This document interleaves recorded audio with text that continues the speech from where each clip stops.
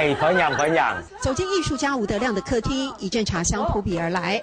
环顾室内摆设，琳琅满目的茶叶茶具，像座小型的博物馆。找茶20年，出发点是为了一口气。你总跟你啉茶哈，啉3-4千元。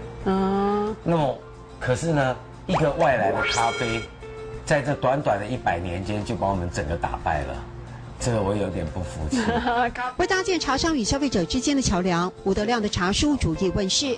眼前这个茶叶标本，一片一页注记详细，是活教材，也是找茶的轨迹。我找茶是很深入的，就是说，除了要采访当地的茶农、茶厂以外，看他整个制茶的过程，我会把他的茶叶带回来，这是我的使命。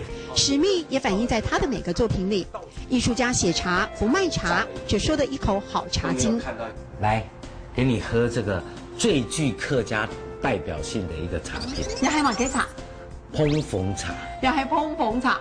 原来烹缝茶有好多名字，正式学名叫白毫乌龙，因为果香气味浓厚，早年外销英国时受到皇室喜爱，还有个浪漫美名。英国皇室呢又称它为东方美人茶，好美的名字哈，因为它香气浓，而且听说会像东方美人一样，对，像东方的美人一样，在这个水晶杯里面跳舞。